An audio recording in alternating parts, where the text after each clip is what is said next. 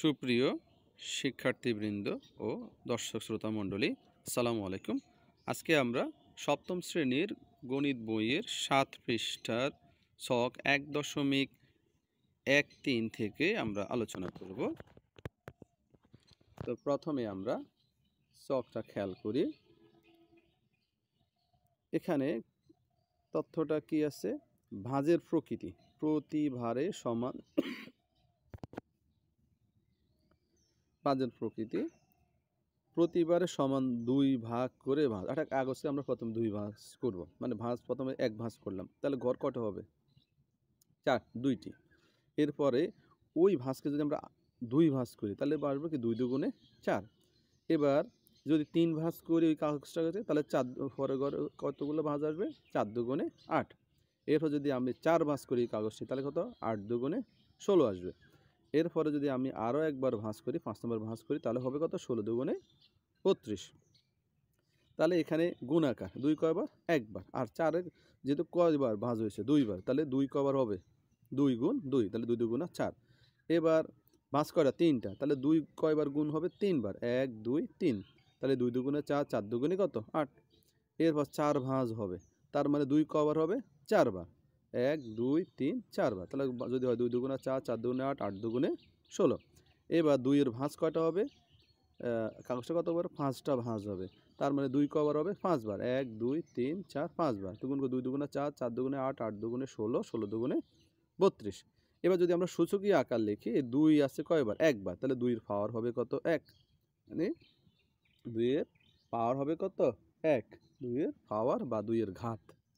এখানে ২ কয়বার? ২ বার, তার মানে ২-এর পাওয়ার হবে কত? ২। এখানে ২ কয়বার? ৩ বার, তাহলে ২-এর পাওয়ার কত হবে? ৩। এখানে ২ কয়বার? ৪ বার, তাহলে ২-এর পাওয়ার হবে কত? ৪। এখানে ২ কয়বার? ৫ বার, তাহলে ২-এর পাওয়ার কত হবে? ৫। একেবারে সহজে তোমরা বুঝতে পারবে। এরপর একক কাজ। উপরে সেই রাজার অঙ্কের যে ছকটি ছিল সেটিকে তোমার খাতায় নিচের ছকের মতো সম্পূর্ণ করো। মানে প্রথম দিন তোমার সূচকীয় আকার কি হবে, তারপর টাকার পরিমাণ ১ টাকা, এরকম করে আমাদের ৩০ দিনের তথ্যটা লিখতে বলা হয়েছে। এখানে গড়বে ৩টা দিন, সূচকীয় আকার লিখব। দ্বিতীয় দিনে ২-এর পাওয়ার ১টা থাকবে, তৃতীয় দিনে মনে করো ২-এর পাওয়ার যতগুলো থাকে এভাবে লিখতে হবে। এবার দেখো ৭ পৃষ্ঠার একক কাজ। প্রথম দিন আমরা হিসেব করি। প্রথম দিন সূচকীয় আকার হবে না, ঠিক আছে? টাকার পরিমাণ কত? ১। প্রথম দিন কোনো সূচকীয় আকার হবে না, কাটা। প্রথম দিন কোনো সূচকীয় আকার হবে না, ১-এর সূচকীয় আকার নেই, টাকার পরিমাণ ১। দ্বিতীয় দিন তার ১-এর দ্বিগুণ নেবে। দ্বিতীয় দিন কি নিয়েছিল? ১-এর দ্বিগুণ। ১-এর দ্বিগুণ মানে ২। ১-এর দ্বিগুণ মানে কি? ২। তাহলে ২-এর পাওয়ার কত হবে? ১। এর পরের দিন কি নেওয়া হয়েছে? এই যে ২ এর দ্বিগুণ নেওয়া হয়েছে, মানে ২ কবার? ২ বার। ২ কয়বার? ২ বার, তাহলে ২ দুগুণে ৪। এর পরের দিন নেওয়া আছে, এই ধরো এখানে ২ এর ২ বার আছে, এটা দ্বিগুণ, তাহলে ২ কবার হয়ে যায়? ৩ গুণ। এখানে ২ আছে ২ বার, তার সাথে আরও 2 গুণ, মানে ২ বার আছে, এটার সাথে আরও ২ একটা গুণ করলে তার ২ কবার হয়ে গেছে? ৩ বার। তাহলে ২ ৩ বার গুণ দিলে ২ দুগুণে ৪, ৪ দুগুণে ৮। পঞ্চম দিন কি হবে? আগের দিন ছিল ২ ৩টা, এটা আরও একবার আরও দ্বিগুণ হবে, আরও প্রতিদিন কি দ্বিগুণ করে বাড়বে। তাহলে ২-এর ২ ৩ বারের সাথে আরও যদি ২ একটা দিই, তাহলে ২ কবার হয়? ৪ বার। তাহলে ২ ৪ বার মানে কি? ২ দুগুণে ৪, ৪ দুগুণে ৮, ৮ দুগুণে ১৬। এর পরের দিন আগে ছিল ২ ৪ বার, এখানে আরও একবার বাড়বে, তাহলে ২ ৪ বার আর একবার গুণ করলে ২ কয়বার? ৫ বার। ২ ৫ বার গুণ দিলে হয় ৩২। এরপর আগের দিন ষষ্ঠ দিন ছিল ২ ছিল ৫ বার, তাহলে পরের দিন আরও ২ গুণ বাড়বে, তাহলে ২ ৫ বারের সাথে আরও ২ বার যদি ২ দ্বিগুণ মানে আরও ২ গুণ করি, ২ ৫ বারের সাথে আরও ২ একটা গুণ করলে ২ কয়বার হবে? ৬ বার। তা ২ ৬ বার গুণ দিলে হয় ৬৪। অষ্টম দিনে আগের দিনের সাথে আরও ২ গুণ, তাহলে আমার এখানে ২ ছিল ৬টা, যদি আমি আরও একটা ২ দ্বারা গুণ করি তাহলে ২ হয়ে যাবে ৭টা। ২ ৭টা গুণ দিলে হয় ১২৮। নবম দিনে আগে ছিল ২ ৭টা, এর সাথে আরও ২ গুণ করলে ২ হয়ে যাবে ৮টা, তাহলে ২০০ ২ ৮টা গুণ দিলে ২৫৬। এরপরে দশম দিনে আগে ছিল 2 8টা গুণ, এবার সাথে আরও একটা গুণ, প্রতিদিনে 2 করে বাড়বে, 2 গুণ করে বাড়বে। তো 8টার সাথে আরও একটা গুণ করলে 2 হবে 9টা, 2 9টা গুণ দিলে কত হবে 512। এর পরের দিন 11তম দিনে হবে কত, 2 এর পাওয়ার 2 আছে 9টা গুণ, 2 9টা গুণের সাথে যদি আমি আরও একবার গুণ করি, আরও একবার গুণ করলে কি হবে, 2 এর পাওয়ার হবে 10টা, 2 9টা আরও একটা গুণ দিলে হয় 2 কয়টা 10টা, তাহলে 2 এর পাওয়ার 10টা মানে 1024। এরপর 2 এর পাওয়ার কত আছে 10 নম্বর দিনের পর 11 নম্বর দিনে 12 নম্বর দিনে কী হবে, আগে ছিল 2 10টা গুণ করা হয়েছে, 2 10টার আবার 2 দ্বারা গুণ দিলে 2 হয়ে যায় 11টা, 2 11টা গুণ দিলে 2048। 13তম দিনে আগের 11টা 2 এর সাথে আরও একটা 2 গুণ দিলে 2 12টা গুণ দিলে 4096। এরপর পরের দিন 12টার সাথে যদি আমি আরও একটা গুণ করি 2, তাহলে 2 হয়ে যায় 13টা, 2 13টা গুণ দিলে হয় 8192। এরপরে 2 13টার সাথে যদি আমি আরও একটা 2 গুণ করি পরের দিন, তাহলে 2 হয়ে যায় 14টা, গুণ দিলে হয় 16384। একইভাবে এভাবে আমাদের 30টা বের করতে হবে। আমি কয়েকটা জিনিস রেখে দিয়েছি।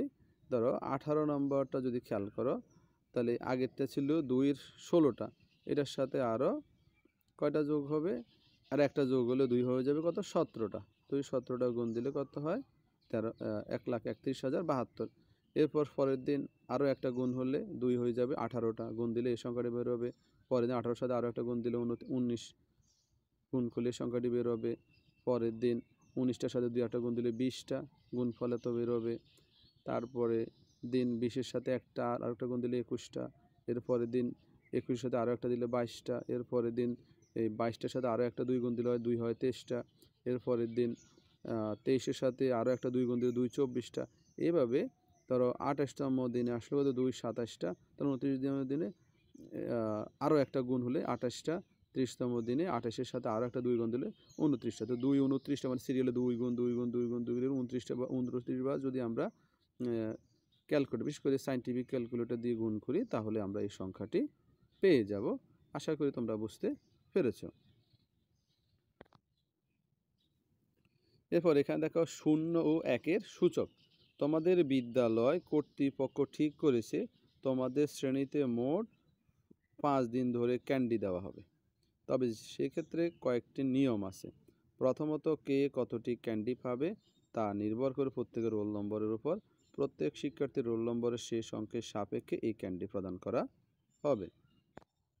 ক্যান্ডি প্রদানটা কী হবে, এখন কীভাবে রোলের শেষ অঙ্কের সাহায্যে ক্যান্ডি প্রদান করা হবে। প্রথম দিন রোলের শেষ অঙ্ক যা, শিক্ষার্থী সেই সংখ্যক ক্যান্ডি দেওয়া হবে। একজন রোল ধরো 32, তার শেষ অঙ্ক হচ্ছে 2, তাহলে সে 2টি ক্যান্ডি পাবে। যার রোল নম্বর 68, তার শেষ অঙ্ক হচ্ছে 8, তার মানে সে প্রতিদিন 8টা করে ক্যান্ডি পাবে। তারপরে পরের দিন দ্বিতীয় দিনের প্রাপ্ত ক্যান্ডির সংখ্যা হবে আগের দিনে পাওয়া সংখ্যার সাথে তার রোলের শেষ অঙ্কের গুণ করা হলে গুণফল যা হবে সেই সংখ্যক। তৃতীয় দিন গত 2 দিনে যে ক্যান্ডি পেয়েছে তার সাথে তার রোলের শেষ সংখ্যা আবার গুণ করলে যা পাবে, এভাবে এই নিয়মে ক্যান্ডিগুলো পাবে। তো দেখো আমরা ছক 1.14-এ একটু খেয়াল করি। রোল নম্বর মনে করে একজনের 16, তাহলে শেষ সংখ্যাটি তার কত 6, তো প্রথম দিন সে 6টা পাবে। দ্বিতীয় দিন আগের দিনের সাথে আরও তার 6 গুণ হবে। তৃতীয় দিন দ্বিতীয় দিন যা পেয়েছে তার সাথে তার রোল নম্বরটা আবার গুণ হবে।